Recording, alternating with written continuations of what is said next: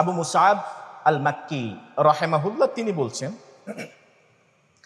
নবীজি মুহাম্মদুর রাসূলুল্লাহ সাল্লাল্লাহু আলাইহি ওয়াসাল্লাম যখন ওই যে ছোট্ট গুহাটার ভিতরে এখনো আছেন, এদিকে আরবের মক্কার প্রত্যেক কবিলা থেকে যুবকরা, কিশোররা, তরুণরা তারা বের হয়ে গেল রাস্তায়। প্রত্যেকের তো লোভ আছে। কিসের লোভ যেন? 100 উট পুরস্কার, যেন তেন বিষয় না। ওই সময় 1-2টা উট যাদের থাকে তারাই বড়, ওদের সমাজের অর্থবিত্তবান বলা হয়, আর 100 উট জিতবে। তাই ওই কবিলা থেকে, প্রত্যেক গোত্র থেকে কিশোর, যুবকরা, তরুণরা সেখান থেকে বের হলো। ওয়া মাআহুম ইসিয়ুহুম ওয়া কিসিয়ুহুম ওয়া হিরাওয়াতুহুম, তাদের প্রত্যেকের হাতে ছিল লাঠি, তীর এবং কিছু অস্ত্র যেটা দিয়ে মানুষকে ঘায়েল করা যায়। রাস্তায় বের হয়ে আল্লাহ রাসূলকে খুঁজতে শুরু করলেন। নবীজি সাল্লাল্লাহু আলাইহি ওয়াসাল্লাম ওই গুহার ভিতরে। আবু মুসাব আল মাক্কি রাহিমাহুল্লাহ তিনি বলছেন, এই ঘটনা আল বিদায়া ওয়ান নিহায়ায় নকল করা হয়েছে। ইবনে কাসির রাহিমাহুল্লাহ এই ঘটনা বর্ণনা করছেন। আবু মুসাব আল মাক্কি তিনি বলছেন, আমি 3 জন মানুষকে দেখলাম একসাথে কথা বলছেন। এর মধ্যে একজন যায়েদ ইবনে আরকাম, একজন মুগীরা ইবনে শুআবা, আরেকজন আনাস ইবনে মালিক রাদিয়াল্লাহু তাআলা আনহুম। এই 3 জনে কথা বলছেন।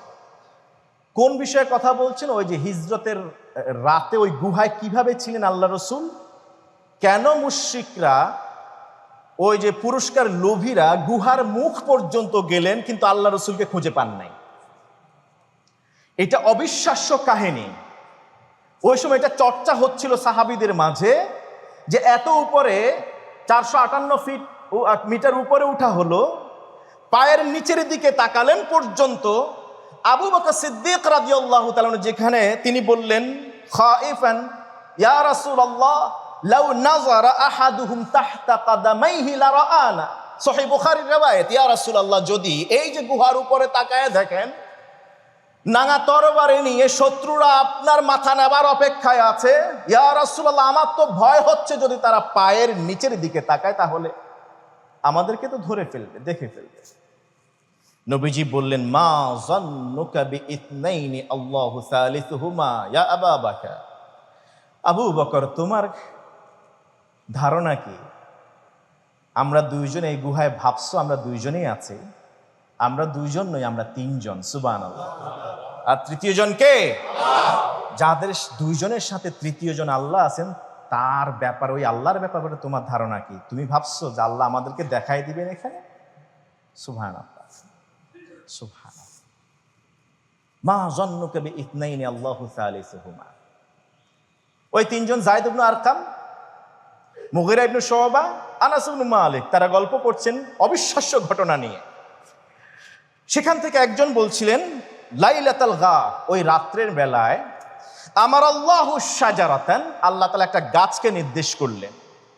ফাখারাজাত, ওই গাছটা আপন জায়গা থেকে রুট সহ উঠে আসলো। সুবহানাল্লাহ। ফাখারাজাত ফি ওয়াজহি রাসূলিল্লাহি সাল্লাল্লাহু আলাইহি ওয়াসাল্লাম তাসতুরুহু, ওই গাছটা এসে ঢালপালা সহ গুহার মুখে দাঁড়ায় গেল আল্লাহ রাসূলকে ছায়া দেওয়ার জন্য, তাকে ঢেকে নেওয়ার জন্য। ওয়া আন্নাল্লাহা বাআসাল আনকাবুত, আল্লাহ তাআলা ইন দ্য মিন টাইম মাকড়সা পাঠালেন। ফানাসাজাত মা বাইনাহুমা, মাকড়সা গাছ আর গুহার মুখের সম্মুখ ভাগে সে জাল বুনতে শুরু করলো। ফাসাতারাত ওয়াজহা রাসূলিল্লাহি সাল্লাল্লাহু আলাইহি ওয়াসাল্লাম, ওই মাকড়সাগুলি জাল এত কঠিন ভাবে বুনেছে যে বাহির থেকে বিশ্বনবী ভিতরে আছেন সেটা বোঝার কোনো উপায় নাই।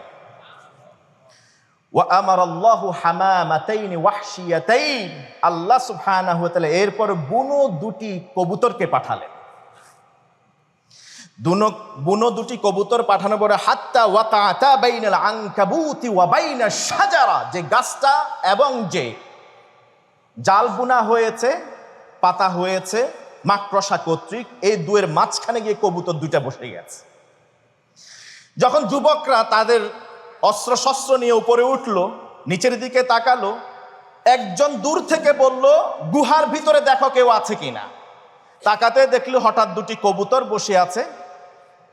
বহু পুরাতন, দেখতে দেখা যাচ্ছে এখানে মাকড়সার জাল পাতা আছে, অতএব এখানে কেউ ঢুকলে তো জাল থাকার কথা না, কবুতরও বসার কথা না। সেখান থেকে নেমে আসলো, নামার পরে বলল, গুহার ভিতরে দেখেছো কিনা?